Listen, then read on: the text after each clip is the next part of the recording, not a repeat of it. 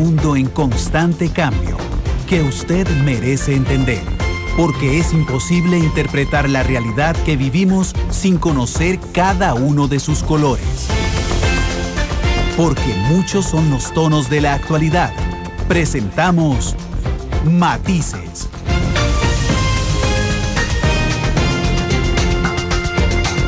Una producción de Noticias Monumental.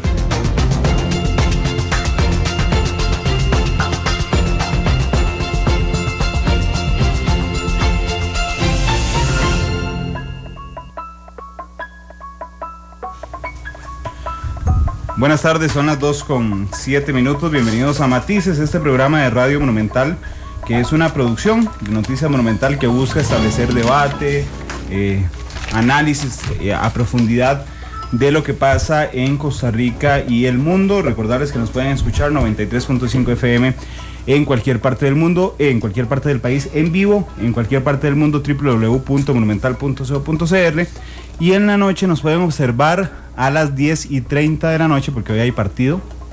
Hoy juega el glorioso Club Sport Cartaginés contra la Liga, pero bueno, ojalá que gane. Hay noticias importantes hoy. En el país se reanuda el diálogo entre Sintrahab, el Poder Ejecutivo, después de que Sintrahab rindiera una disculpa por quemar la foto del presidente y algunos miembros del Poder Ejecutivo en Limón. Por cierto, la disculpa la dimos a conocer ayer en primicia aquí en Matices con Ronaldo Blair, que estuvo aquí con nosotros, solo que dijo, bueno, voy a disculparme solo para que no lo agarren de excusa para frenar el diálogo y la negociación. Hoy es el tercer día de juicio en el caso Cruzitas, empiezan los testigos a hablar y por supuesto la noticia que le ha dado la vuelta al mundo con el nombre de Costa Rica hoy es Keylor Navas, no porque se haya tenido un partidazo en la Copa de España, sino porque hay un espionaje, esa es la palabra correcta, hay un espionaje de miembros de la Policía Judicial y de miembros del Ministerio Público a sus cuentas, a sus datos personales y a los de sus hermanas. El fiscal general Jorge Chavarría estuvo con nosotros hoy en la segunda emisión de Noticias, diciendo que bueno, que podría ya arrancar una investigación penal, además de la administrativa que ya inició. Dimos a conocer hoy un tema preocupante de ese punto en particular, pero quiero saludar primero a mis dos compañeros, Alexander Rivera, nuestro jefe de información que está aquí con nosotros. Alex, ¿qué tal? Buenas tardes. Buenas tardes, Randall, y hoy por fin ya los diputados sesionan de nuevo. Ya les arreglaron la red. Sesionan los diputados, claro. Tienen internet, tienen el teléfono, y bueno, sí. Finalmente ya están trabajando de nuevo los diputados. Hoy sí hay sesión en el plenario, después de 2 días de parálisis. Bueno, ayer en la mañana que dijimos, fue ayer en la mañana, sí, que decíamos aquí que no servía la red y que no estaban trabajando, nos llamó Jorge Rodríguez en vivo, el diputado del PUSC, a decirnos que él sí estaba trabajando ahí en la Asamblea Legislativa, Jorge. Pero participó en vivo. No, le llamó a la cabina. A decir que estaba oyendo y que él quería decir que estaba trabajando. Es como la tercera ocasión, ¿verdad? Que llama a Jorge. Todas las mañanas tú escuchas un fiel oyente de Noticias Monumental. Un saludo a don Igual Jorge. Que a un montón de diputados, a don Mario Redondo, que metió una moción hoy, por cierto, para que una comisión legislativa investigue el espionaje de Keylor Navas en el Poder Judicial. ¿Qué tal, Isabel Martínez, nuestra productora que está aquí conmigo también? Buenas tardes, compañeros, buenas tardes a todas las personas que nos siguen a esta hora y en horas de la noche a través de Canal 2, la imagen de la radio. Temas muy importantes se dieron hoy, presentamos hoy una segunda emisión. El tema del espionaje de Keylor Navas sin duda preocupa, no solo por ser Keylor Navas, sino a cuántas personas que no son figuras públicas habrán espiado. Claro, y hay que entender la trascendencia de lo que pasa. Esto revela una debilidad institucional. Además, el fiscal general como jerarca del Ministerio Público y el director del OIJ como jerarca de la Policía Judicial no pueden despedir a nadie. Lo más que pueden hacer es suspenderlo 15 días. Si quieren hacer algo más, tienen que llevarlo a un tribunal de la Inspección Judicial, donde casualmente los 3 jueces están jubilados y están pendientes los nombramientos, porque podrían prescribir los casos que se están elevando según algunos especialistas.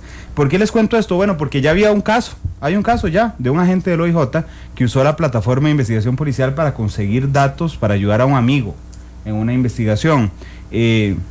Adivine qué hicieron con ese funcionario, Alex, porque ese es el antecedente directo de esto. Una suspensión. Sí, adivine de cuánto. Una semana. Dice el fiscal general que es ridículo. 1 semana de suspensión. Sí. Esa fue lo que le dio el Tribunal de Inspección Judicial. Y ese va a ser el caso. Incluso no se pueden despedir por más de ese tiempo. No lo pueden suspender por más de ese tiempo. Solo el Tribunal de la Inspección. porque la ley orgánica del Poder Judicial es muy interesante, tiene varios artículos donde señalan faltas leves, faltas graves y faltas gravísimas.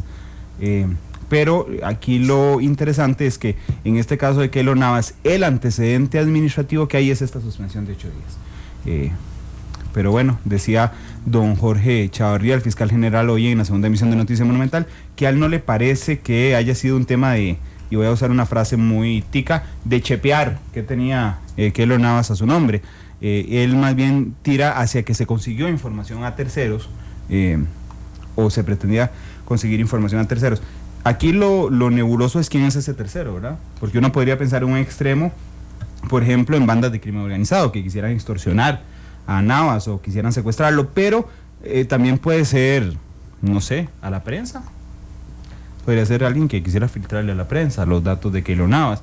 Si los 2.5 millones de euros que firmó contrato los tiene depositado aquí, que... Sí, porque aquí el hecho es muy bien que se hayan dado cuenta, y eso hay que reconocerle, que hayan detectado que esto sucedió recientemente, pero también es que si ya está la información afuera, alguien la debe tener, si la pasaron o si la obtuvieron para dársela a algún tercero. 28 personas las que accesaron, sí. Y no accesaron desde la misma oficina, accesaron unos desde la zona sur, otros desde la zona norte. Y aquí tienen razón Isela, hay que poner las cartas sobre la mesa. El sistema sirvió porque dejó el registro de quiénes fueron los que accesaron.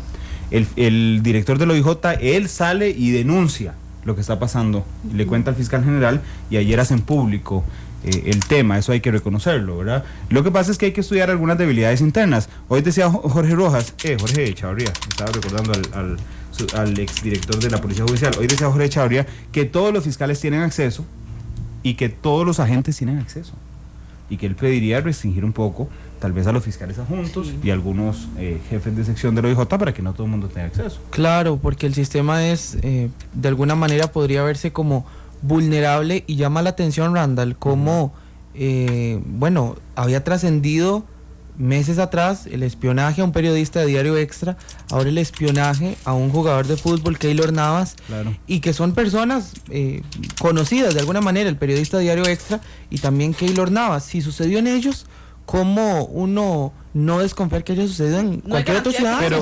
Pero que dicha que estamos en matices, porque eso tiene un matiz. Manuel Estrada, que es el periodista que está citando, estaba en una investigación penal. Él no era el sospechoso, eso era lo reprochable del rastreo de llamadas que se hizo, él no era el sospechoso. En el caso de Keylor Navas no hay ninguna investigación penal en contra de Keylor Navas. ¿verdad? Que por eso es la única razón que se puede usar para utilizar la única este tipo razón, de archivos. No se puede investigar a una persona a la cual no hay un expediente Porque abierto. claro, ahora hay voces que salen y dicen, ¿cuántos periodistas usamos bases de datos? Y voy a decir el nombre tipo Datum para averiguar datos. Claro, pero digamos, Datum no tiene celulares, Datum no tiene nombres de parientes, y además es un servicio privado. Es que la de información policial debería, no lo tiene todavía, pero debería tener un montón de datos sensibles, debería cruzar datos con los partes, con las investigaciones que tiene, con los antecedentes penales, con lo que usted registra ante la policía fiscal, ¿verdad? Que en ese instante no estaba. Dicen algunos miembros del Poder Judicial que ni siquiera tienen los números de cuenta de esta plataforma de investigación policial. Habrá que ver, pero bueno, ese es un detalle. Aquí lo importante es la vulneración, sí. Y la vulnerabilidad y la reflexión que le pedíamos al fiscal general, en el sentido de que, bueno, Keylor Navas trascendió porque es famoso. Claro. ¿Verdad? Pero... Y por cierto, ya Costa Rica está en la portada de todos los diarios del mundo. Sí, hoy, en muy buena posición, ¿verdad? Hoy compartimos en redes sociales una filmina con los titulares de los medios internacionales del Mundo, El País, Diario Marca, ABC, BBC de Londres. Keylor Navas espiado en Costa Rica, Keylor Navas y su familia investigados en una operación de espionaje por la policía de Costa Rica. La policía de Costa Rica espía sin permiso a Keylor Navas y su familia. Keylor Navas espiado por la Policía Judicial de Costa Rica. El Mundo dice, indagan en Costa Rica sobre agentes judiciales que espiaron a Keylor Navas. Keylor Navas espiado por la policía en Costa Rica. Ese es el titular de los medios internacionales. Vea cómo salimos en todo el mundo. Sí. ¿Verdad? ¿Qué pensará el mundo de la policía costarricense? Bueno, que podría decir uno, y que podría decir también el OIJ, son hechos que no ocurren con mucha frecuencia, pero claro, ¿qué garantía también tenemos de que ciertamente no ocurren con frecuencia? Y ahorita se me viene a la mente, por ejemplo, también cuando ha denunciado y el diputado Jorge Arguedas del Frente Amplio, el tema también de las intervenciones telefónicas en el ICE, que por cierto mañana va a presentar un libro sobre ese tema, sí. Interesante. Y bueno, se me ocurre también, muchas personas han llamado y le dice, ¿de quién es este número? Es que me llamaron, consígame porque yo tengo un familiar. Sí. Pasa, ¿no? Es todavía más fácil hacer ese tipo de intervenciones telefónicas. Bueno, claro, ¿no? hay que leer el libro de Jorge Arguedas, que él es un sindicalista además, fue por muchos años en el ICE. Entonces hay que ver qué es lo que dice este libro y poner en discusión si tienen o no que mejorarse los controles por este tipo de informaciones. En el ICE primero, en el que muchos funcionarios pueden accesar de quién es el número, ¿verdad? Y en el organismo de investigación judicial también. Y es que, ojo, la polémica que ha desatado este tema y además la cantidad de gente que oye matices, gracias a Dios, que un fiscal nos recuerda. En el caso del periodista se observaron contactos de llamadas. En el caso de Keylor se accedieron a datos públicos, dice, por lo que se considera espionaje difícil por la naturaleza de información contenida en la plataforma. Claro, por la debilidad que tiene la plataforma de no tener datos sensibles, pero debería de tener datos sensibles. Dice el Choclo, Randall, donde trabajo se usa el datum y ahí sí se ven celulares, información de parientes. Choclo, nosotros también lo usamos, pero hay que hay un matiz que hay que hacer. Hace 2 años se aprobó la Ley de Protección de Datos Personales y esa ley incluye un concepto jurídico interesante, que es el de la autodeterminación informativa, que significa que usted tiene el derecho de saber lo que hay guardado en las bases de datos sobre usted y que usted puede ir a pedir que, no que lo escondan, que corrijan si hay un dato mal puesto. En el caso de Datum, solo quedan los celulares que estaban antes de esa ley, ¿verdad? Porque aquí hay la vulneración en el caso de Keylor Navas de 2 puntos, que es el artículo 24 de la Constitución Política, que es la privacidad, y la Ley de Protección de Datos Personales. Esto se dilucidará en lo administrativo, es decir, en una investigación disciplinaria, y según lo que le entendimos hoy al fiscal general en la segunda emisión de Noticias Monumental, también en lo penal. ¿Por qué no penal? Hoy se lo consultábamos a don Jorge, porque en el caso penal existe una cosa que se llama noticia criminis, que es la noticia de un crimen. Cuando un fiscal de la República se entera, tiene la obligación, aunque no esté trabajando, puede estar un fin de semana libre, que si él ve, observa o se entera de un delito, tiene que haber una investigación. Y en este caso, podría abrirse la investigación. Así es que bueno, ahí está el tema. Lo cierto es que Keylor debe estar preocupadísimo. Y la familia, porque también está investigando a las hermanas. Sí, y ahí uno dice, ¿para qué las hermanas? Esa es la pregunta que uno se hace, ¿verdad? Bueno, es interesante el tema. Ahí está planteado sobre la mesa. De esto vamos a seguir hablando en nuestras ediciones de noticias. Hoy vamos con un tema de fondo muy interesante. A veces en Matices aprendemos muchísimo y hoy es uno de los días en los que aspiramos a aprender mucho también, porque vamos a hablar de los procesos electorales en Latinoamérica durante el 2014. Aquí en Costa Rica hubo uno, en Panamá hubo otro en Brasil, que es el más reciente, hay en Uruguay, si me recuerdan, hay en Colombia y en El Salvador, Panamá, Perú. No, pero no, fue el año pasado, John Tomala. Sí, ahí está Chile. Sí, con el presidente Morales. Bueno, de este tema vamos a hablar el día de hoy aquí en Matices. Así es que vamos de una vez con nuestro boceto para contarles de qué se trata el tema y regresamos para presentarles a nuestros invitados de esta tarde. Son las 2:18. Las grandes obras inician con un borrador. Para elaborar el tema de hoy, este es nuestro boceto.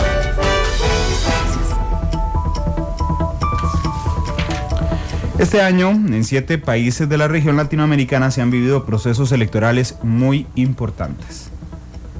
Y es justamente cuando nosotros analizamos hoy en Matices, porque en El Salvador, el 9 de marzo, Salvador Sánchez del Frente Farabundo Martí para la Liberación Nacional quedó electo en la segunda ronda, lo que significó de forma inédita la elección de un exguerrillero y la reelección de la izquierda en el poder.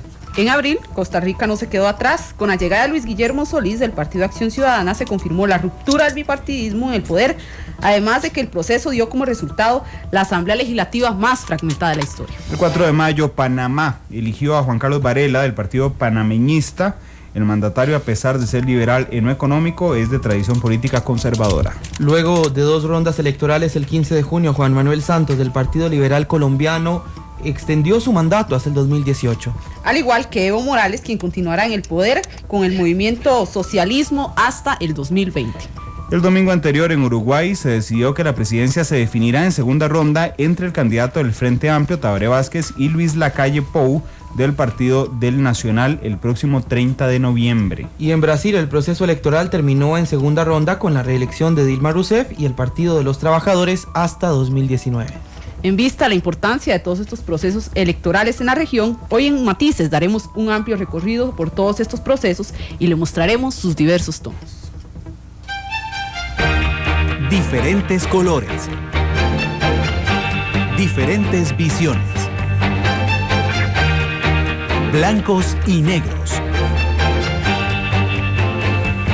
Son las 2:20 en la tarde. Quiero presentarles y agradecerles a nuestros invitados hoy para hablar de estos temas. Está aquí en la cabina monumental don Carlos Humberto Cascante, director de la Escuela de Relaciones Internacionales de la Universidad Nacional. Don Carlos, ¿qué tal? Buenas tardes. Muchas gracias por la invitación nuevamente. Estar aquí es un gusto. Gracias, es un honor tenerlo acá también. Y está con nosotros el analista internacional Alejandro Barahona, aquí en la cabina. Alejandro, ¿qué tal? Buenas tardes. Muy buenas tardes, muy contento de estar nuevamente con ustedes aquí desde cabina y compartir por primera vez en radio con Carlos Cascante, sí. Micrófonos. Y quiero saludar en Washington a Juan Carlos Hidalgo del Cato Institute, quien nos dará una visión, además, porque es la especialidad de Juan Carlos, también relacionada con lo económico, un analista de mucho renombre. Juan Carlos, ¿qué tal? Hasta Washington, buenas tardes. ¿Qué tal? Gracias, Juan Carlos, por estar con nosotros. Bueno, voy a empezar pidiéndoles un balance macro, ¿verdad? Y después podríamos entrar en países entre lo que han sido los procesos electorales en América Latina, don Carlos.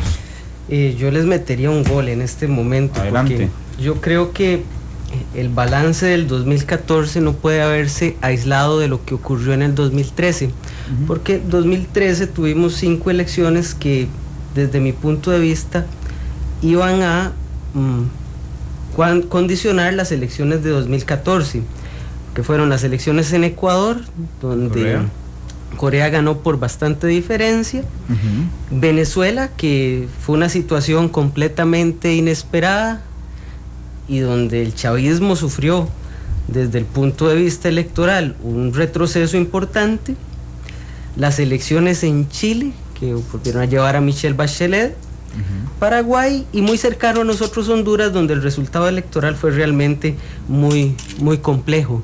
Entonces el balance general que se hace desde acá es que creo que debemos eliminar la lógica de una visión de una América dividida en dos, que es la que en algunas partes ha predominado, con un centro derecha y una izquierda populista, y más bien tenemos que tratar, que siempre estas categorizaciones son muy complicadas, de observar que nos encontramos ante un continente que no podemos dividir en dos, sino tal vez en 3 espacios de gobiernos que se diferencian, y dentro de esos espacios ver también una serie de diferencias. Yo pensaría que tenemos un centro derecha, un centro izquierda, donde podemos colocar a los países con gobiernos que se dicen de izquierda, al menos en el discurso, de carácter más moderado, y tenemos siempre, digamos, los países que siguen la égida del socialismo del siglo XXI. Ahora bien, la fortaleza de los partidos que han ganado las elecciones también es diversa. No podemos hablar que hay un predominio, por ejemplo, de ciertos partidos en razón de el resultado electoral. Podríamos, intentando, porque siempre lo hacemos, aprender mucho aquí en Matices, ejemplificar los tres puntos de todo el espectro entre países. Cuando se refiere, don Carlos, ¿usted es centro derecha? Siempre estas categorizaciones, y alguien se va a resentir, de fijo, siempre se va a resentir, y muy posible mis colegas acá hagan una reclasificación, así que aquí estamos tirando para generar discusión.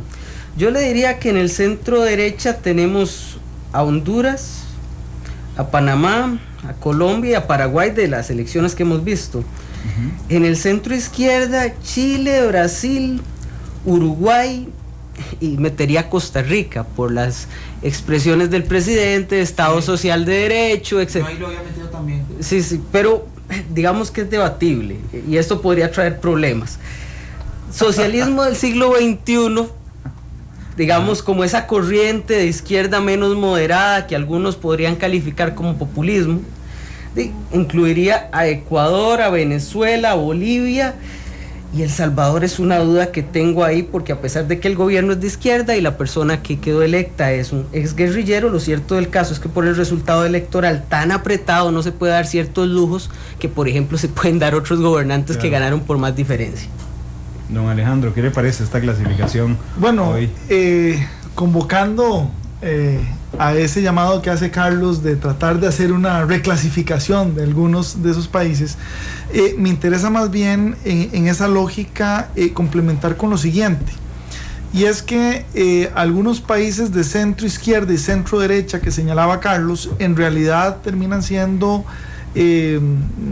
gobiernos que adquieren políticas muy similares, especialmente cuando hablamos de políticas económicas o comerciales, en donde sí hay más común denominador es en las políticas sociales, más que en las políticas económicas, ¿verdad? Ahí vemos que en general se han ido acercando ese centro izquierda y ese centro derecha, se han ido, vamos a decir, se han ido acortando las diferencias, se ha ido apretando ese centro, y entonces se hace un poco más difícil poder ver las diferencias marcadas entre un gobierno y otro de las categorías que hacía Carlos. Concuerdo con él en términos de los gobiernos que son populistas, hay que llamarlo, y que se mantienen populistas, pero vea usted que hay gobiernos que han ido moderándose y que inicialmente eran bastante populistas. Evo Morales ha ido, digamos, en términos de su política económica, se ha ido acercando hacia el centro, ¿verdad? El caso, vamos a decirlo, ¿por qué no?, del mismo Rafael Correa, ¿verdad? Claro, aquí de nuevo se abre el debate dependiendo de las políticas que estamos viendo, pero yo quisiera sumar a esta clasificación y no centrarnos en eso, en el papel que están jugando los expresidentes, los vicepresidentes o exvicepresidentes, ¿verdad? Y los presidentes también.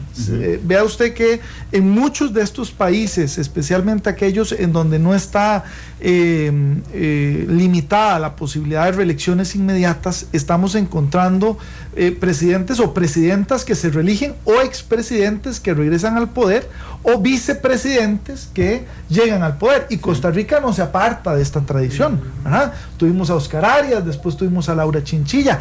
Es ahora donde tenemos un gobierno en Costa Rica que es de un partido que se estrena en el poder, con un presidente que también se estrena en el poder, que no fue presidente, no fue vicepresidente, pero, como decía Carlos, con una ideología política de centro. Entonces se aleja de la derecha, ¿verdad? Regresa a centro, pero en una lógica de estrenarse con liderazgos, vamos a decir, nuevos. Esto es un elemento también importante porque pasamos de una América Latina que, digamos, no era muy amiga de las reelecciones a, evidentemente, vamos a plantearlo, un inicio de ciclo que comienza muy pro reelecciones presidenciales o vicepresidenciales.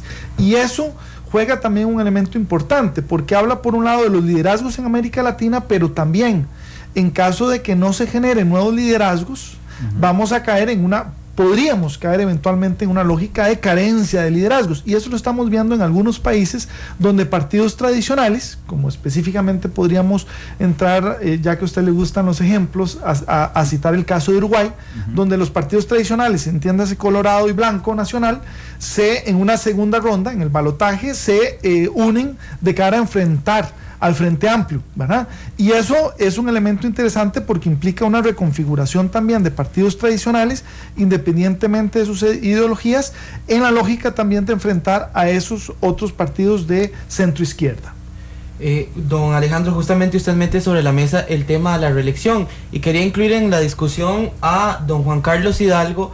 Don Juan Carlos, porque hemos estado viendo cómo ha tomado fuerza las reelecciones presidenciales en América Latina. Nos decía don Alejandro que podríamos caer en una decadencia tal vez del liderazgo, ¿qué análisis podríamos hacer, don Juan Carlos? Muy buenas tardes y gracias por acompañarnos.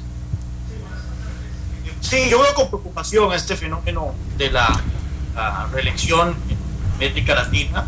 Estaba viendo una cifra, creo que de los últimos 20 presidentes que buscaron la reelección, 18 la consiguieron. Creo que los únicos dos casos fueron Hipólito Mejía en República Dominicana y no me acuerdo bien si fue hay alguien más, un presidente ecuatoriano que perdió una reelección. Lucio Gutiérrez. ¿Cómo? Lucio Gutiérrez. Exacto. Entonces, creo yo que las instituciones en América Latina no están preparadas para lidiar con este fenómeno de la reelección. En algunos países con instituciones un poco más fuertes, como Colombia, vimos que el presidente Santos abiertamente recurrió al clientelismo, el llamado mermelada, como le dicen en Colombia, para la compra de votos. Y si uno ve el mapa electoral de Colombia, aquellas regiones más pobres alrededor de las costas fueron las que votaron predominantemente por el presidente Santos, precisamente por el uso indiscriminado de fondos públicos. Y esto es hablando de un país como Colombia, un país con una institucionalidad un poco más fuerte. En otros países donde no existe esa institucionalidad, como Venezuela, como Ecuador, como Bolivia, vemos el uso indiscriminado de fondos estatales a favor del presidente, y bueno, y la intimidación abierta a opositores políticos y a organizaciones de la sociedad civil que se enfrentan al poder estatal. También vemos con cierta preocupación que en algunos países, incluso aquellos países donde existe una institucionalidad fuerte, esa ausencia, renovación de liderazgo. Veamos, por ejemplo, el caso de Chile. En Chile se han venido peloteando expresidentes, turnando expresidentes para Estado desde hace varios años. Para el 2017 ya se está hablando de Ricardo Lagos o de Sebastián Piñera como candidatos de la derecha y como de la izquierda. Vemos en Uruguay, por ejemplo, que Tabaré Vázquez viene de nuevo para presidente, y quien está haciendo competencia de Luis Lacalle Pou, que es hijo de Luis Lacalle, quien fue candidato en el 2009. En fin, vemos esta tendencia que simplemente se están reciclando figuras en el poder, y esto le está cerrando los espacios para que nuevos liderazgos salgan a relucir en la región. Así que yo no veo de manera muy entusiasta este fenómeno de la reelección, si bien tal vez en países desarrollados, en países con una tradición institucional un poco más fuerte, la reelección es un fenómeno que no genera mayores inconvenientes para el transcurso democrático de las naciones. Creo yo que en América Latina todavía no hemos llegado a ese estadio de desarrollo institucional, y que la reelección está llevando las instituciones latinoamericanas a su límite. En todos estos procesos, además de las reelecciones, llama mucho la atención que se dan procesos muy ajustados. En Uruguay, leyendo notas internacionales, se dice que ha sido uno de los más ajustados en los últimos 10 años, al igual que en Brasil en la historia moderna. En Costa Rica se dio también un proceso político muy ajustado. En El Salvador, por primera vez un exguerrillero llega al poder también. ¿Qué refleja esto en términos generales en la región? Mismo orden de exposición. Quisiera hacer una puntualización sobre este asunto de la reelección, porque es interesante ligarlo con el concepto de institucionalidad.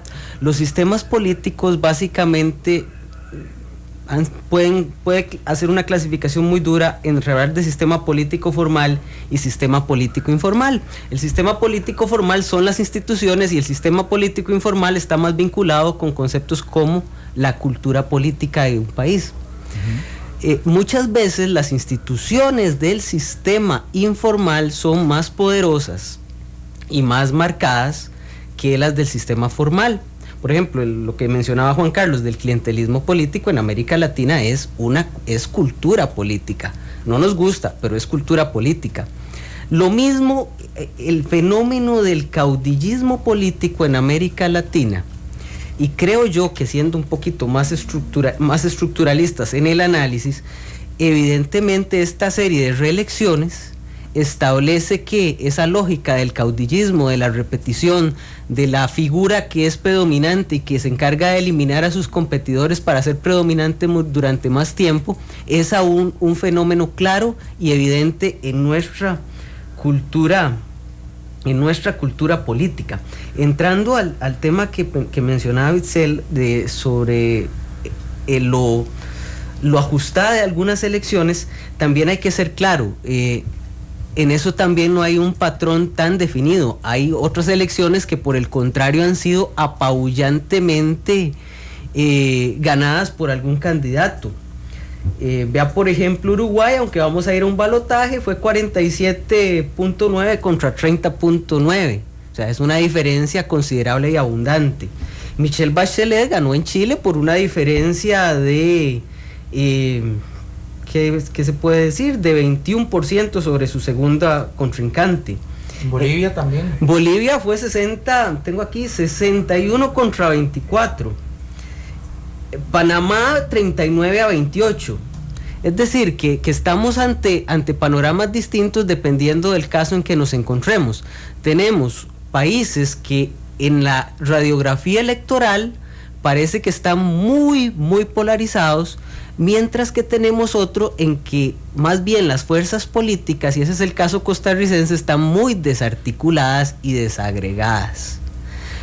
Vea por ejemplo usted el caso de Honduras. En Honduras había 4 fuerzas políticas que sobrepasaron el 10% de los votos. En Costa Rica tuvimos 3, sí, el Frente Amplio, el Movimiento Libertario no pasó el 10%. En Colombia, 4 fuerzas políticas sobrepasaron el 10% de los votos.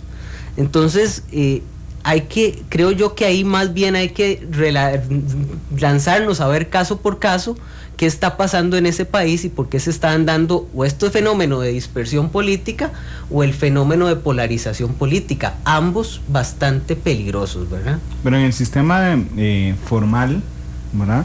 Y hablando sobre la institucionalidad, a veces a los costarricenses nos parece extraño que un presidente se meta tanto en una campaña electoral, porque nuestra constitución política garantiza, digamos, una división absoluta entre el ejercicio de la presidencia de la República y el ejercicio electoral. Pero, por ejemplo, en Panamá era clarísima la participación de Martinelli en temas electorales, la presión que viene desde el poder ejecutivo. Y hablo de Panamá por poner un ejemplo, pero en Bolivia, donde se reelige, donde el presidente es una reelección inmediata, pasa, en Concorrea pasa, en Venezuela había una presión del aparato estatal por Maduro. De alguna forma nuestros constituyentes en el 49 se adelantaron, digamos, a otras realidades de América Latina, planteando, Alejandro, estas divisiones que impiden que el aparato estatal formal propicie el triunfo de algunos de los candidatos. Tema, antes de responderle eso, sumarle un par de elementos al tema anterior. Fíjese usted que efectivamente hoy se hace un poco más difícil para el elector poder distinguir entre las ofertas políticas o electorales que hay, cuáles son las propuestas de cambio y de continuidad. Y le voy a dar solo un par de ejemplos. ¿Quién es el cambio? El partido de oposición que no ha estado en gobierno, aunque tenga mucho tiempo de estar participando en elecciones, o el cambio es el partido emergente, aunque esté en gobierno. Esa interpretación que cada uno de los electores y cada pueblo interpreta de cambio, creo que hace más difícil poder entender no solamente esa lógica, sino la que sigue, que es un elemento también valioso de sumar. Y es que si vemos esta lógica que hay hoy día, en realidad los partidos políticos cuando llegan a gobierno se desarticulan. Y podemos citar inclusive el caso costarricense también como un ejemplo. Sí. Bueno, el PAC, el mismo Liberación Nacional no se ha reconfigurado, etcétera.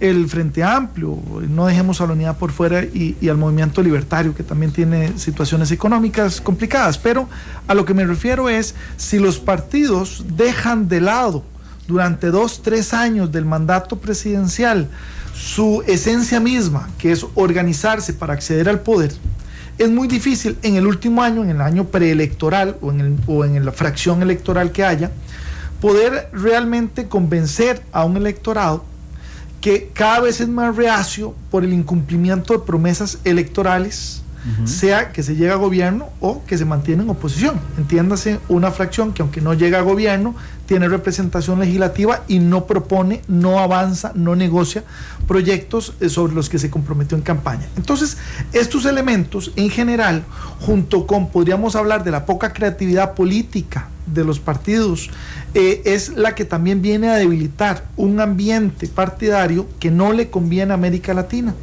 Y digo no le conviene porque entonces países como es el caso de Panamá, cuando hay liderazgos fuertes como el del expresidente Martinelli, lo que va a generar es un debilitamiento de las instituciones públicas a tal punto que se tiran por media calle apoyando a uno u otro candidato sin que ocurra nada.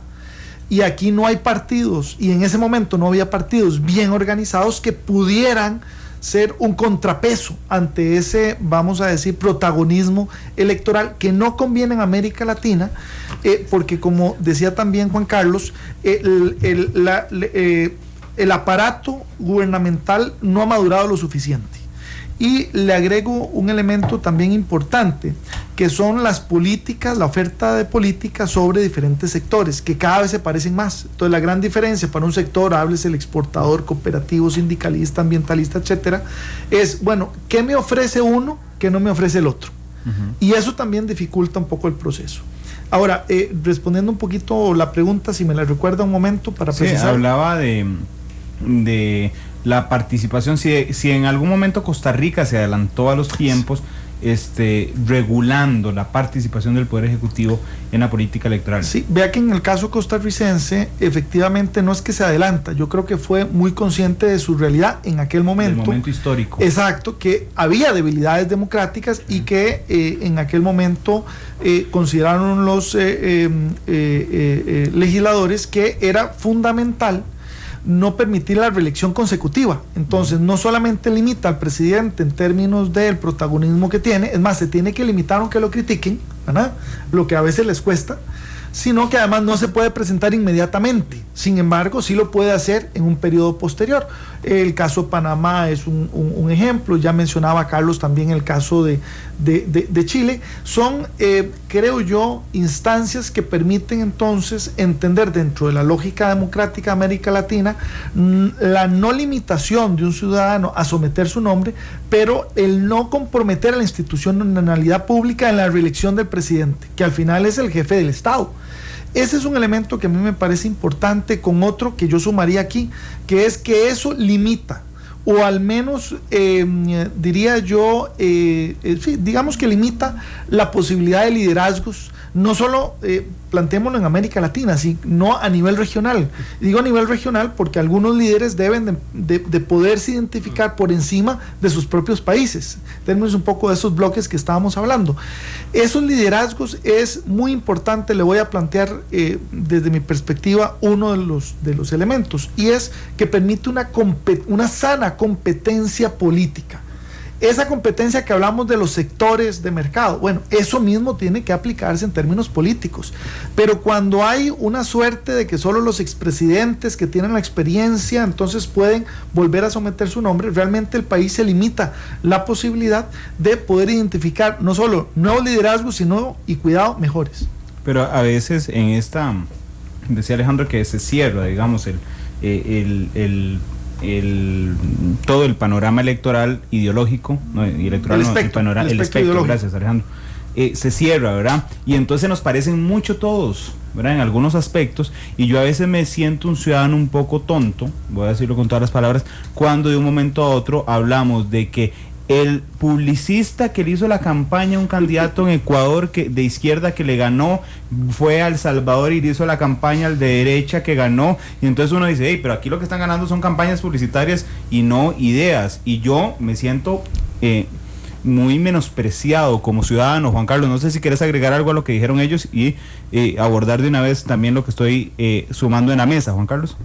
Sí, no, yo creo que nuestros constituyentes fueron muy sabios en limitar la reelección, en prohibir la reelección inmediata, y en limitar la participación del presidente en campañas políticas, esta prohibición a la interferencia política por parte del presidente, que hemos visto que a algunos presidentes les ha incomodado muchísimo, especialmente a Oscar Arias en su momento, que decía que era una de las leyes más estúpidas que había en Costa Rica, pero yo creo que era una ley que tenía una buena razón de ser.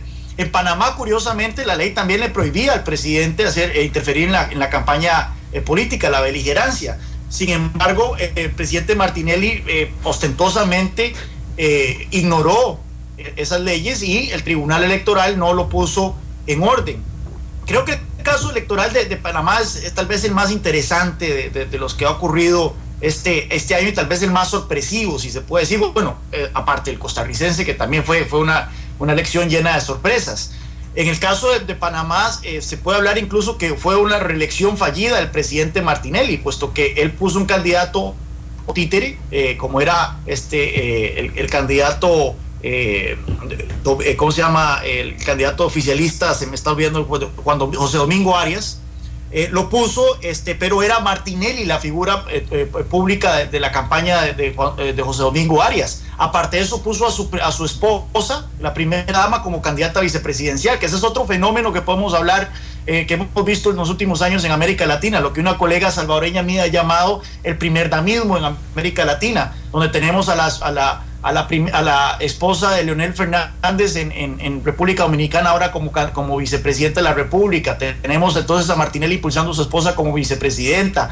El expresidente Colón en Venezuela, en Guatemala en su momento intentó impulsar a su esposa. También en Argentina tenemos a Cristina Fernández, que era la primera dama cuando se lanzó a la presidencia. En fin, hemos visto también este fenómeno ante la limitación que imponen algunos países a la reelección, entonces ciertos líderes políticos impulsan a sus esposas para continuar en el poder interpósita mano. Bueno, en el caso de Panamá, no le funcionó, a pesar de que el presidente Martinelli hizo campaña abiertamente en contra de las estipulaciones legales, a pesar de que el presidente Martinelli aumentó el gasto de manera desmedida de cara a las elecciones, en clientelismo y en todo tipo de prebendas y beneficios.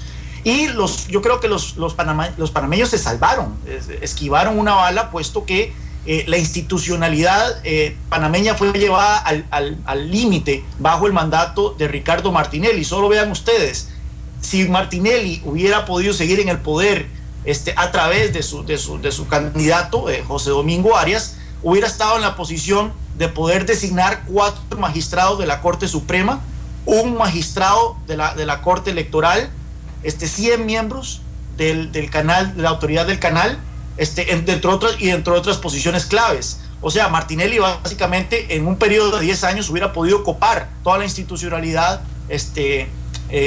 panameña de asociados y de gente cercana a él. En ese caso creo yo que es una de las elecciones más importantes que tuvimos en América Latina, el hecho de que los panameños esquivaron esa bala y terminaron derrotando los esfuerzos de Martinelli de continuar en el poder a través de terceros.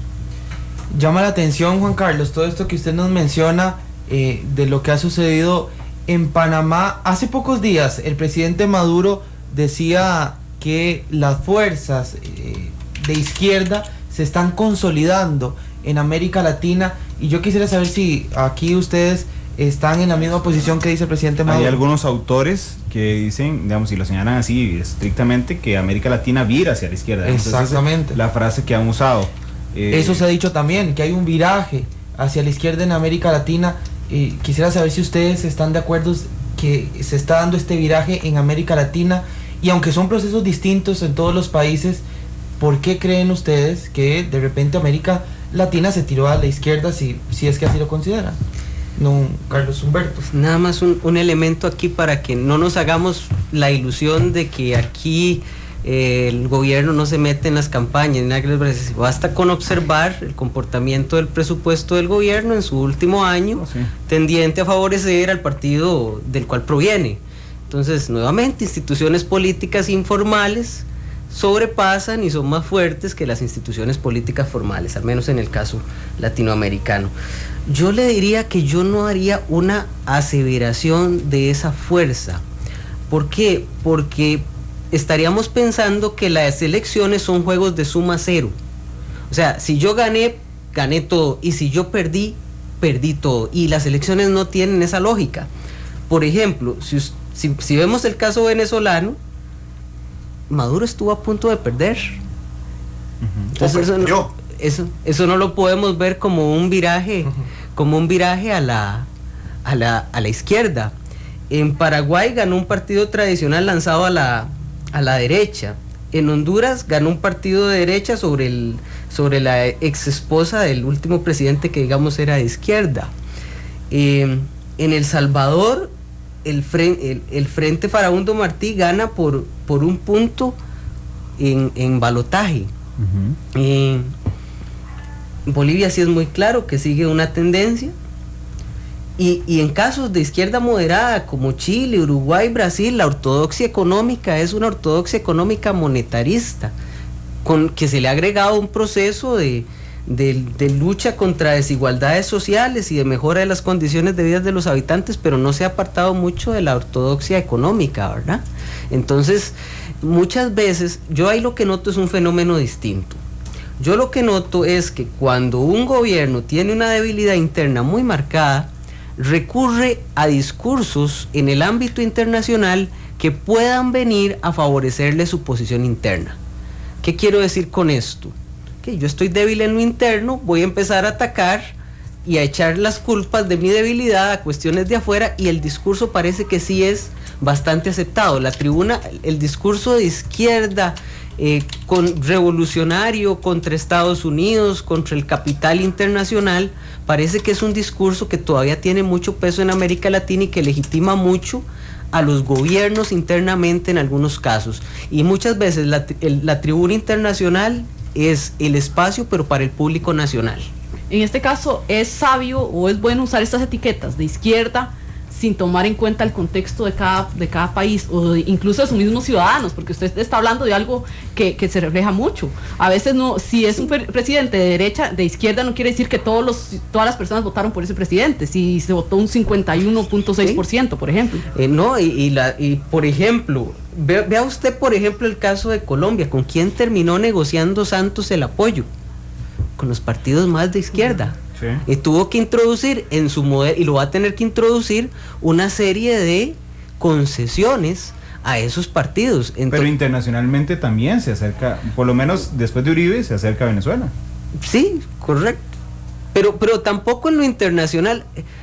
Lo internacional no hay amigos sino intereses.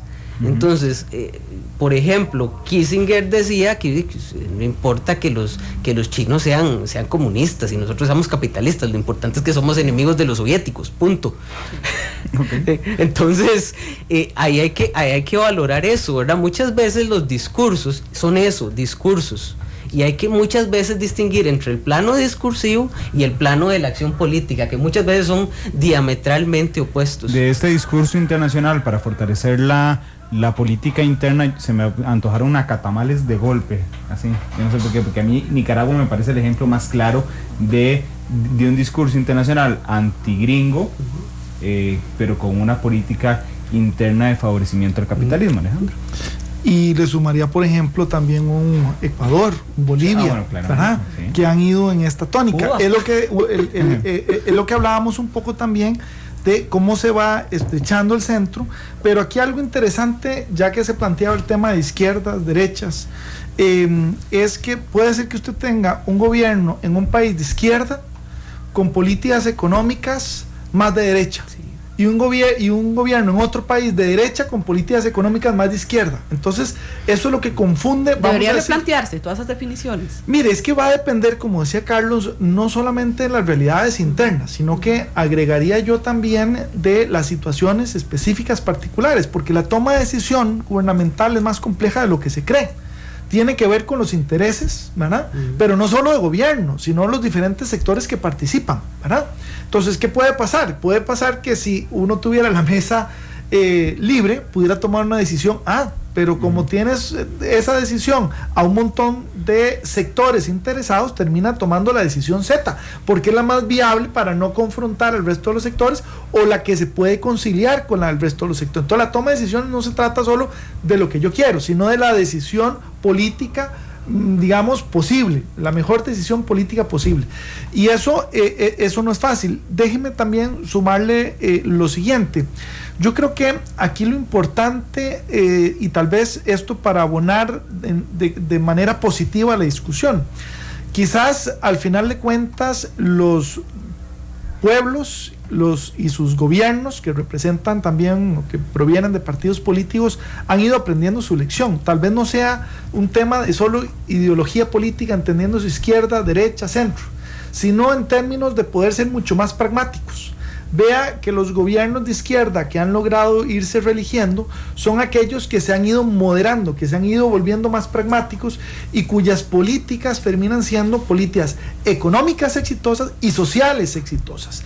Y eso trasciende el tema ideológico y entonces empieza a valorar que el tema es un tema de resultados, y eso es lo que está exigiendo la ciudadanía a nivel del continente. Fíjese usted que quizás el tema no es si pintan una casa presidencial de un color a otro. Recuerden ustedes que aquí un gobierno pintaba de verde y el otro de azul todas las instituciones públicas. Ya eso a la ciudadanía no le interesa. A la ciudadanía le interesan resultados, que efectivamente lo que está buscando que se ejecute, se operacionalice, se concrete. Y eso a mí me parece importante porque al final nos permite aprovechar mucho más como región, como subregiones, el potencial de desarrollo que tiene América Latina. Y eso es valiosísimo considerando que América Latina es, junto con Asia, las dos regiones del mundo que ha venido creciendo más rápidamente. Claro, se ha ido volviendo más lento ese proceso de crecimiento, lo cual también plantea un reto muy interesante. Para las izquierdas que gobernaron la primera década de este siglo, era más fácil impulsar política social, porque tenían financiamiento mucho más abundante que el que hoy tienen. Y ahora entonces, no solamente la ciudadanía exige que se mantenga ese nivel de inversión de política social, sino que ahora hay un segundo grupo que está demandando en muchos de estos países políticas adicionales, que es la clase media.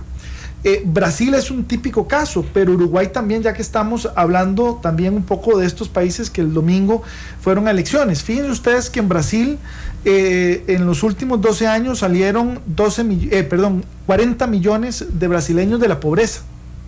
Y uno podría decir, bueno, muy exitoso, pero ¿qué están exigiendo ahora la clase media? Igual que en Uruguay, que es el país que tiene el porcentaje de clase media más alto de toda América Latina. 60% de la población es clase media.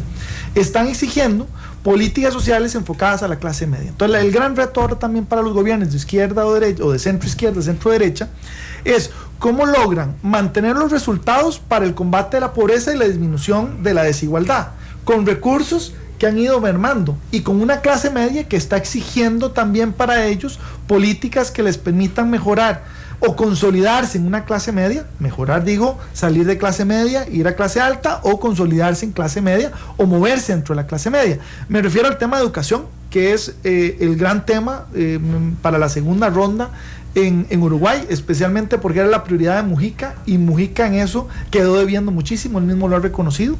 El tema, por supuesto, de seguridad ciudadana, que sigue siendo un tema importante, el tema de salud, y en general hablemos de los servicios públicos, sea transporte, sea energía, sea lo que sea, ¿verdad? Eso es muy importante, y vean ustedes que no es fácil poder abarcar eso cuando en general, no solo América Latina, sino el resto del mundo ha, vamos a decir, vuelto más lento, ha disminuido sus porcentajes de crecimiento en lo que llevamos de esta década. Leía, creo que el fin de semana, creo que fue a Jorge Guardia, no estoy muy claro, en una columna que él decía que los pueblos latinoamericanos se han dado cuenta que la corrupción no era exclusiva de la derecha. Digamos, él estaba intentando justificar que si hubo un viraje en algún momento hacia la izquierda a inicios de la década, porque había clientelismo político muy claro desde las derechas, y que ahora se están dando cuenta que también hay clientelismo político desde las izquierdas. Juan Carlos. Sí, hay un fenómeno ahí que no solo ha jugado un papel crítico y que está una circunstancia que está variando, y es el hecho de que estos gobiernos de izquierda llegaron al poder a principios o mediados de la década pasada.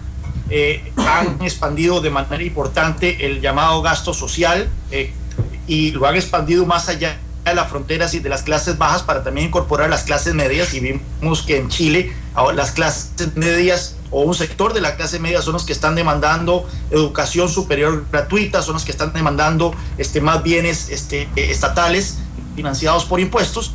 Las circunstancias externas eran positivas para América Latina. Recordemos de que América Latina se ha venido beneficiando en los últimos años de esta bonanza en el precio de las materias primas.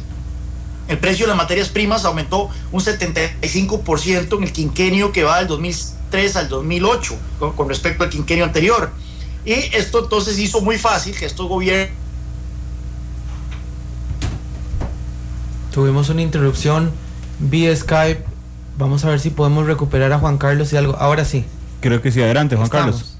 Ya, entonces hizo muy fácil para estos gobiernos ampliar el gasto. Ahora bien, muchos de estos gobiernos también se han beneficiado de las reformas que se realizaron en los años 90, reformas macroeconómicas del vilipendiado Consenso de Washington, que estabilizaron las economías, que brindaron prudencia macroeconómica, que brindaron estabilidad monetaria. Y veamos los casos, por ejemplo, de Ecuador. Ecuador es un país dolarizado, donde la inflación es menos del 2% anual, precisamente porque el presidente no puede inflar la moneda. Tienen un populista al estilo bolivariano, pero es un presidente que no puede inflar la moneda. O el caso de Bolivia. En el caso de Bolivia, también con baja inflación, las reservas monetarias más altas del mundo en comparación con el tamaño de la economía, y un presidente que sabe que sus antecesores cayeron como dominó cuando la situación económica se deterioró, y entonces gobierna desde una posición de bastante ortodoxia económica. En fin, había una combinación de factores, pero que ha empezado a variar en los últimos años. El precio de las materias primas ha empezado a disminuir, y esto va a poner en serios aprietos a los gobiernos a lo largo de la región, tanto a los gobiernos que han abusado del populismo y han abusado del gasto social, como incluso gobiernos un poco más prudentes que también han expandido el gasto en los últimos años, y que ahora van a encontrar que los ingresos fáciles que tuvieron durante muchos años se están acabando. Ese es un fenómeno al que hay que ponerle atención cuando hablamos de estas divisiones de izquierda y derecha, que no son tan de izquierda y derecha, ¿verdad? Piñera, siendo presidente de centro derecha, aumentó el gasto social de manera significativa en Chile. El presidente Santos llegó como un presidente de derecha al poder y ha gobernado como un socialdemócrata. En fin, las divisiones. Martinelli fue un presidente de derecha y expandió el gasto en Panamá de manera también importante. Así que no es una cuestión de izquierdas y derechas simplemente. Ahora bien, el tema de la corrupción que usted me preguntaba, efectivamente una de las banderas con la que la izquierda ha llegado al poder ha sido para brindar un quiebre con el pasado en muchos de estos países, con partidos políticos que se alternaban en el poder y que fueron con el tiempo considerados altamente corruptos. Pero hemos visto que en situaciones muy particulares que la corrupción termina permeando también a los gobiernos de izquierda. Vemos el gran escándalo que en este momento se está manejando en Brasil en Petrobras. Hemos visto escándalos de corrupción también incluso en el mismo Uruguay, que es un país de los mejores gobernados en América Latina. Y ni qué decir de la corrupción generalizada que existe en aquellos países como Venezuela, que según el índice de Transparencia Internacional es el país más corrupto del hemisferio occidental, o en Bolivia y en Ecuador. En fin, son temas que siempre y cuando usted tenga altos niveles de intervencionismo gubernamental en la economía, existe evidencia bastante clara de que siempre y cuando usted tenga altos niveles de intervencionismo gubernamental en la economía, va a haber altos niveles de corrupción. Y en este caso, por más que la izquierda a nivel de América Latina se presenten como arcángeles que van a manejar el Estado de manera limpia, al final vemos que la evidencia termina siendo clara de que estos elementos también se terminan corrompiendo.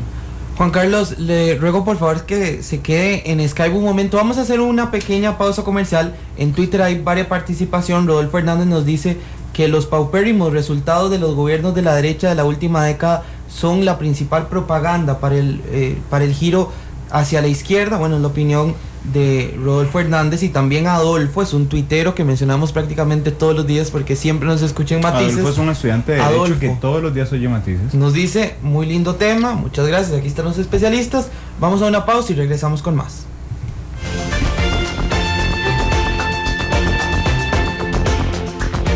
Matices. Los tonos de la actualidad. Tuvimos Son las 3:08 de la tarde, estamos en Matices hablando sobre las elecciones en América Latina con don Carlos Cascante, director de la Escuela de Relaciones Internacionales de la UNA, con Alejandro Barahona, analista internacional, y Juan Carlos Hidalgo desde Cato Institute. Les decía que a mí me interesa hablar de campañas políticas, pero antes de hablar de campañas, no sé si usted tenía alguna pregunta pendiente del bloque pasado. Ok, se ha hablado mucho, ustedes han mencionado mucho la clase media. En este caso, ¿cuál ha sido el verdadero papel de la clase media en todos estos procesos? Vea, habría que ver caso por caso cuál es la influencia. Yo le diría que en Costa Rica fue determinante. El triunfo de Luis Guillermo Solís es un triunfo de clase media que decidió tomar el mando o darle el mando a don Luis Guillermo, en contraposición con la campaña de Araya, que había sido dirigido principalmente a clases bajas, ¿verdad? En el Brasil, la campaña de Dilma estuvo enfocada primordialmente a enseñar todo lo que el gobierno del Brasil había hecho para sacar a las personas de condiciones de pobreza extrema. Estuvo dirigida precisamente a clases medias, pero la de Aécio estuvo más bien dirigida a señalar corrupción y rescatar más bien poder de clase media. Entonces eso va a depender de cómo esté la distribución. Creo que si algo nos deja la experiencia en América Latina, que eso es maravilloso de América Latina, es que aquí el único patrón es la heterogeneidad de los casos, con algunas similitudes, pero hay más heterogeneidades, más diferencias que semejanzas, y hay que estudiar caso por caso cómo se enfoca la situación. Sí, yo agregaría que la clase media ha jugado un papel muy importante, no solamente para que estos gobiernos llegaran, especialmente de centro izquierda, sino para que se mantengan. La gran pregunta es ¿hasta cuándo? Porque creo que los sectores populares, que han sido los grandes beneficiarios de las políticas sociales de estos gobiernos, van a seguir ahí, en términos, como ustedes apuntaban, del clientelismo que eso ha generado. Pero ¿y la clase media? Entonces, esa clase media es la que hizo temblar a Dilma Rousseff en estas pasadas elecciones, en términos de decir, sí, usted le está hablando a los sectores populares, ¿y la clase media qué? En el caso, fíjese usted, del mismo Sao Paulo, Dilma Rousseff perdió en Sao Paulo, ¿verdad? Casi 35 contra 60%. O sea, son por supuesto ciudades donde la clase media es la que sostiene, digamos, la economía. Entonces, el caso costarricense es clarísimo, ¿verdad? Entonces, la gran pregunta es, si los gobiernos de turno, sean de centro izquierda, centro derecha, no cuidan no solamente la continuidad y la, vamos a decir, mayor eficiencia de los programas sociales, sino que sin esto no incluyen también a una clase media que lo que quiere y aspira es a consolidarse, porque su preocupación es volver a bajar. Y eso puede pasar. En Costa Rica hay un porcentaje importante de la población que no está en pobreza, pero que está cerca de poderlo hacer, o que dependiendo del empleo entra y sale de la pobreza. Ese sector es muy importante de poder identificar en esto.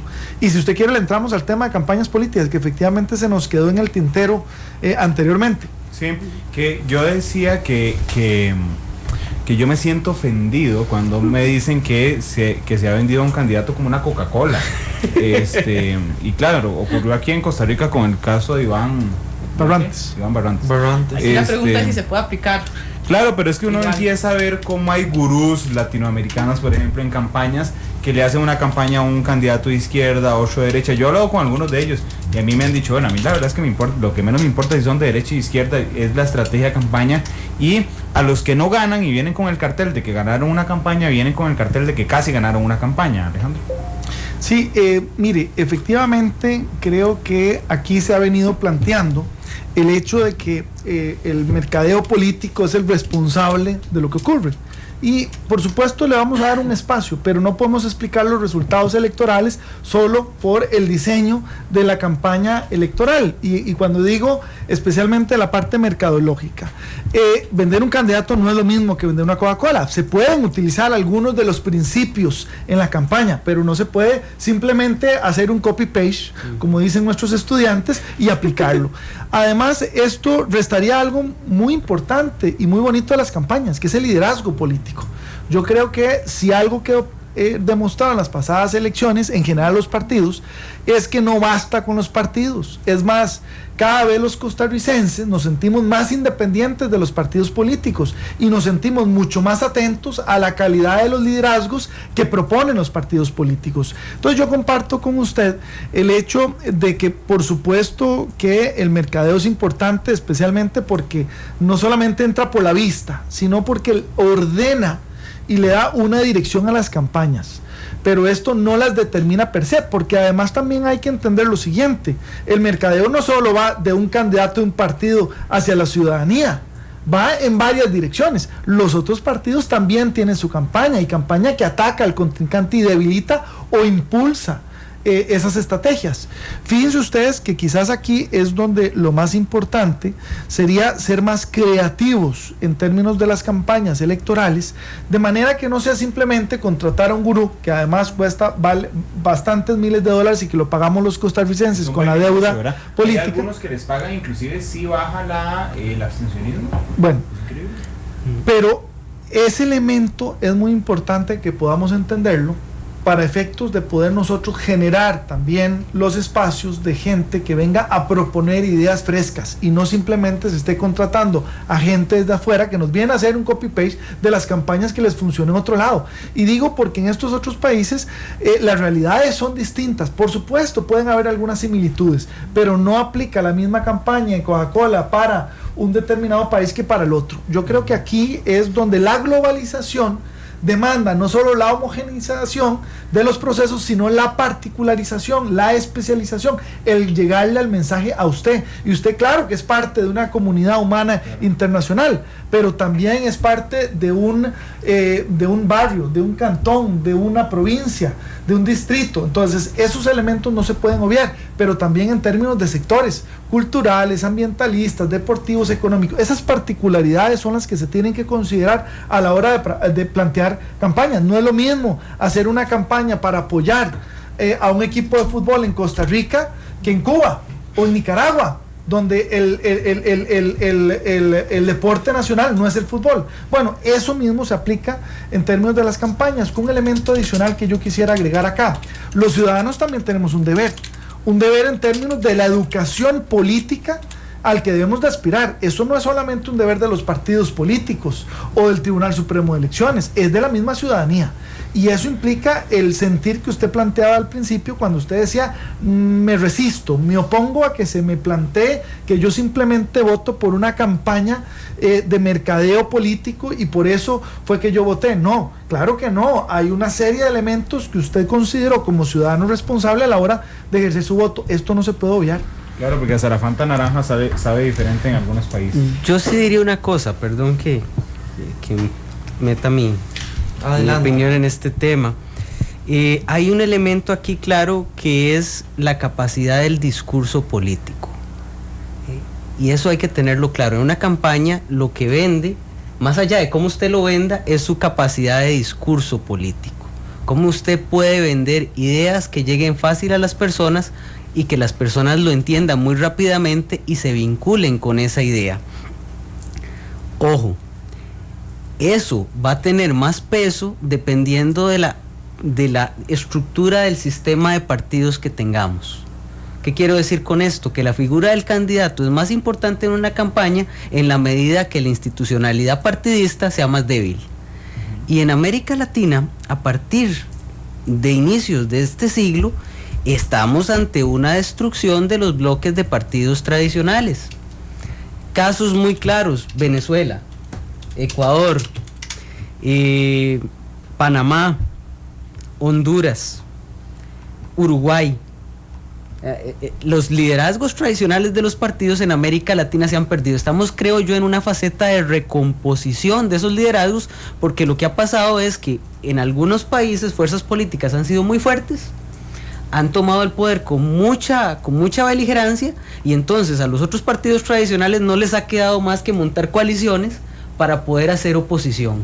Entonces esa debilidad de los partidos políticos repercute en eso que a usted le molesta tanto, que no hay pensamiento político. Hay ideas, pero no pensamiento político. Don Juan Carlos, ¿usted piensa así como don Carlos Humberto? ¿Estamos ante una destrucción de partidos políticos tradicionales en América Latina? Es un fenómeno que se ha venido dando desde hace tiempo. Lo hemos visto en el mismo Colombia, que era un país que tenía un bipartidismo consolidado. Lo hemos visto en Argentina, donde ha desaparecido los partidos políticos. Se está dando esta reconfiguración en muchos países de América Latina, y no necesariamente es para bien. Yo no soy tampoco muy fan de los políticos, pero sin duda alguna se puede hacer que existe una relación entre la desintegración del sistema de partidos políticos y la desintegración de la institucionalidad democrática en un país. Así que es algo que definitivamente hay que prestarle atención. Y bueno, no soy politólogo, así que no puedo opinar a profundidad sobre todo estos temas de campañas políticas y demás. Lo que sí me gustaría indicar es que ciertamente es deseable que una ciudadanía guste del debate político informado, y que no caiga en estas tentaciones populistas, que ya sea light o heavy, que hemos visto en las campañas políticas en América Latina. En nuestro país, creo yo que vimos un fenómeno de populismo light en la última elección por parte de todos los partidos políticos. No vamos a señalar a uno en particular, pero definitivamente, por ejemplo, vimos que la campaña del presidente Guillermo Solís dedicó más tiempo en comerciales dedicados a promover la adopción de perros que a decir cómo solucionar la crisis de las pensiones de la Caja Costarricense de Seguro Social. En fin, pero esto es culpa del electorado. Al final de cuentas, las campañas políticas han sido cooptadas, han sido tomadas por mercadólogos que ven lo que la gente quiere y se la vende. Y hasta el tanto la gente no demande un debate político a altura, no demande políticas públicas concretas que solucionen temas de gran interés nacional, como es el tema de la infraestructura, como es el tema de las finanzas estatales, como es el tema del futuro de las pensiones del país, como es el tema de la educación. En fin, hasta el tanto no exista esa demanda por parte del electorado de soluciones y discusión de altura, bueno, entonces vamos a terminar con los anuncios de perros, con las rutas de la alegría y con todas estas manifestaciones de populismo, ya sea light o, en el peor de los casos, podríamos terminar ya un populismo mucho más nocivo, como el que nos están viendo en otros países de América Latina. Aquí hay un elemento muy importante que está muy relacionado a todas estas campañas, que es la emotividad, ¿verdad? Que siempre se dice que tiene incluso más influencia que la información, pero entonces, ¿cómo hacer una sinergia entre ambos para que llegue lo que tiene que llegar a la población? Don Juan Carlos, lo tenemos por ahí. ¿Cómo es la pregunta? En este caso siempre se refleja que optan siempre los mercadólogos políticos por lo que dice la teoría, que es hacer campañas más emotivas en este caso. Pero entonces, ¿cómo hacer una mezcla entre ambos, entre la parte informativa y la parte emotiva? Bueno, yo creo que esto es un cambio que tiene que venir desde parte de la opinión pública. La opinión pública es la que tiene que demandar discusiones más de altura, tiene que demandar debates más informados. Es un proceso que tomará muchos años. Yo por eso es que yo no creo en el cambio a través de la política, creo en el cambio a través de la discusión de ideas. Y si uno no puede fomentar este tipo de discusiones, retar a la población a demandar políticas públicas, propuestas claras, no dejarse ir por los anuncios de perros o no dejarse ir por la ruta de la alegría y demás, creo yo entonces que podemos empezar a tener estas discusiones un poco más serias y un poco más informadas. Pero bueno, no es una tarea fácil, sinceramente no es una tarea fácil, puesto que efectivamente los mercadólogos van a tratar de vendernos Coca-Cola en el desierto y habrá un sector siempre importante de la población que eso es lo que prefiere eso a tener una discusión aburrida sobre cómo solucionar el problema de las pensiones o cómo mejorar la infraestructura nacional. Juan Carlos, muchas gracias. Son las 3:23 de la tarde, se nos acabó el tiempo porque necesitamos ir a la última pausa comercial, si no, no nos van a reelegir a nosotros los anunciantes. Juan Carlos, muchas gracias. Vamos a la orden. Don Carlos, muchas gracias. Alejandro, muchas gracias. Con muchísimo gusto. Buenas tardes. Ha estado súper. Y ojalá que podamos retomar algunos de estos temas en el futuro cercano. Fijo, porque aquí pasamos. ¿Sabe qué quería escuchar yo para la próxima? ¿Cuáles son las principales enseñanzas de todas las elecciones en América Latina? Porque han habido 11 elecciones en los últimos 12 años, en el último año, creo. 12 en los últimos 2. Sí, 2 en los últimos 2 años. Bueno, ¿cuál ha sido la principal enseñanza para América Latina? Una respuesta que la tendremos por...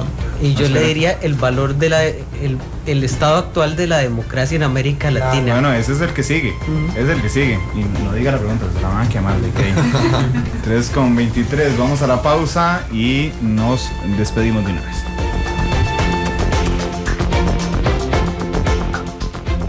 Analizamos los tonos de la actualidad. Exploramos sus contrastes, matices